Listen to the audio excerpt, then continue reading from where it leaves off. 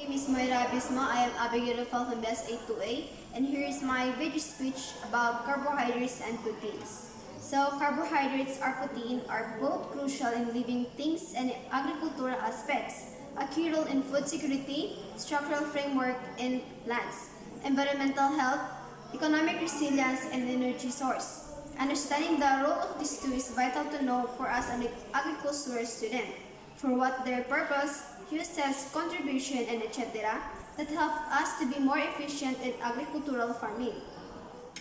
Carbohydrates are a type of organic compound that serve as primary source of energy for living organisms, made up of carbon, hydrogen, and oxygen atoms. Plants use sunlight, water, and carbon dioxide to produce carbohydrates through photosynthesis. Carbohydrates give plants to grow, and they can also make the plants strong. When plants die, it goes down to the soil and carbohydrates helps it. Carbohydrates are important to the entire agricultural cycles because plant growth and development to soil enrichment, it has a big impact or importance in nature, especially to the food that we consume daily. Cellulose is also a type of carbohydrates that forms the strong cell wall, gives plants their shape, supporting system that allowing them to stand tall and handle environmental stresses. Proteins are also important for plants and farming. They're like tiny helpers that make the living organisms strong and healthy.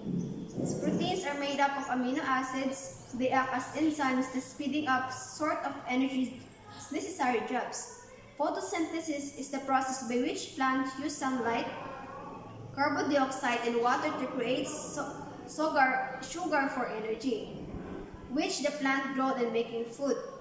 Proteins help plants grow taller, stronger, and produce more leaves, flowers, and fruits by absorbing nutrients from the soil and transport them to when they need it. It's also beneficial for building strong cell walls, which give plants their structure and allow them to stand tall and reach for sunlight. Without proteins, plants will be weak and unable to produce the abundant food like fruits and vegetables that sustain us to live. In the presence of these two, it helps us to ensure food security and have a sustainable outcome.